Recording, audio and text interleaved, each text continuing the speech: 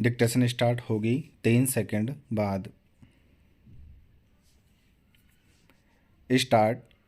इस बात पर भी प्रकाश डाला गया कि न्यायाधिकरण और विद्वान एकल न्यायाधीश ने अनुबंध की शर्तों और शर्तों का अनुचित विश्लेषण करने में गलती की।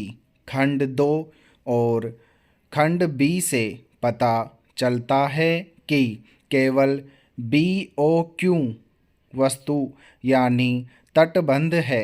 शर्त में अलग उपचार का मतलब केवल यह था कि तटबंध का निर्माण एक तरह से किया जा सकता था जहां मिट्टी का उपयोग किया जाता था और दूसरा जहां मिट्टी और तालाब की राख दोनों का उपयोग किया जाता था। विद्वान वकील ने प्रस्तुत किया कि तकनीकी विशिष्टताओं के खंड 305 के संदर्भ में क्रॉस सेक्शन को आनुपातिक रूप से मात्रात्मक रूप से संपादित किया जाना था। ASG ने आगे इस बात पर प्रकाश डाला कि 2 वर्षों के लिए अलग अलग माप लिए गए थे और परिणाम स्वरूप यह तर्क देना गलत था कि दोनों सामग्रियों के लिए अलग अलग माप संभव नहीं थे।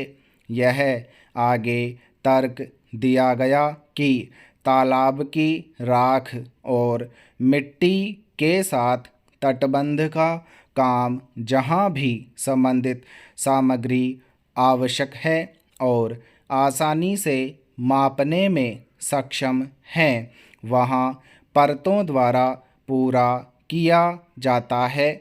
इसके अलावा उन्होंने तर्क दिया कि अलग अलग मात्राओं को स्पष्ट रूप से अधिसूचित किया गया था और संबंधित शर्तों में उल्लेख किया गया था जिन्हें संबंधित समय पर पक्षकार अर्थ देने का इरादा रखते थे।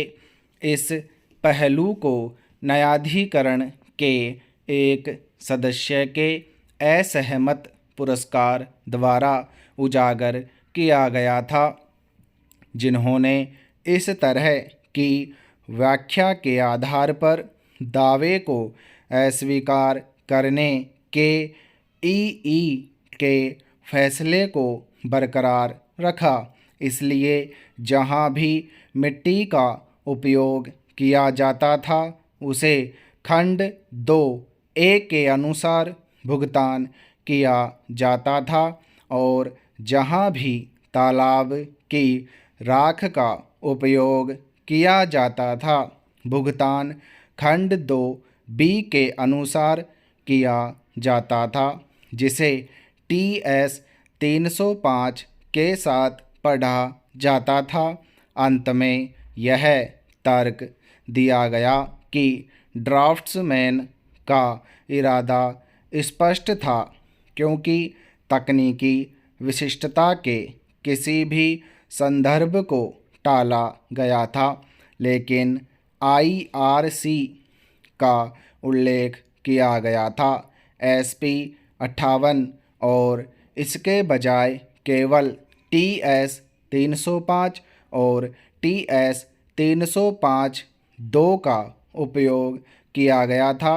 इनमें फ्लैश और ऐश के साथ बनाए जाने वाले तटबंधों के बारे में बात या वर्णन नहीं किया गया था यहाँ तक कि उन्हें समग्र तरीके से डिजाइन किया जाना चाहिए था। पैरा राष्ट्रीय कानून या लागू संस्थागत नियमों में व्यक्त प्राधिकरण के अभाव में असहमति या अलग राय प्रदान करने का अधिकार मध्यस्थ के निर्णयात्मक कार्य और एक तर्कपूर्ण निर्णय देने के लिए न्यायाधिकरण के संबंधित दायित्व का एक उपयुक्त सहवर्ती है। हालांकि ऐसी कानूनी प्रणालियां हैं जहां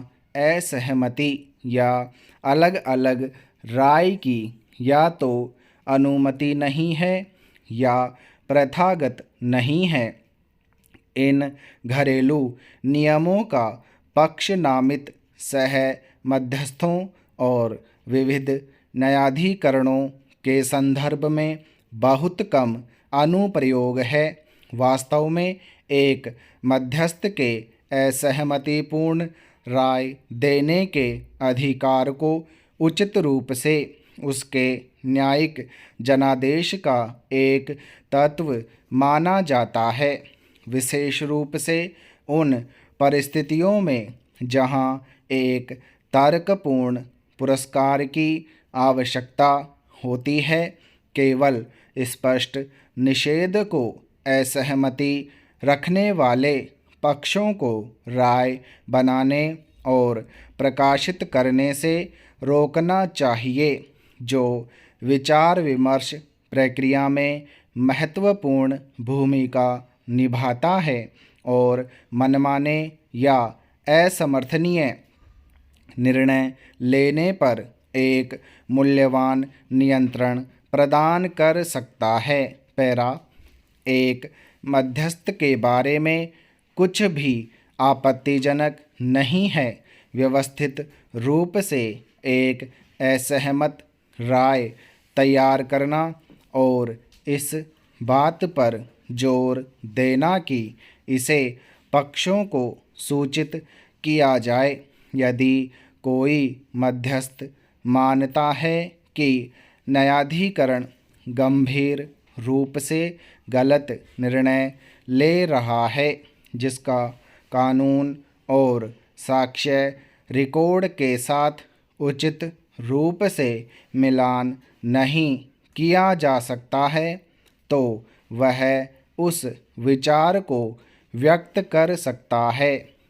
एक बहुसदस्य न्यायाधिकरण द्वारा एक तर्कपूर्ण निर्णय की अवधारणा अलग अलग कारणों के बयान की अनुमति देती है।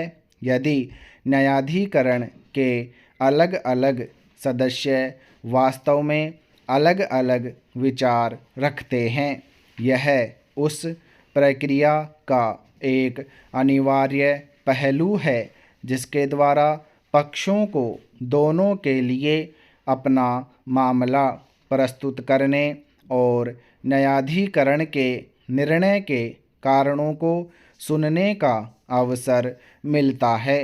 असहमति को न सुनना पक्षों को इस प्रक्रिया के एक महत्वपूर्ण पहलू से वंचित करता है। स्टॉप।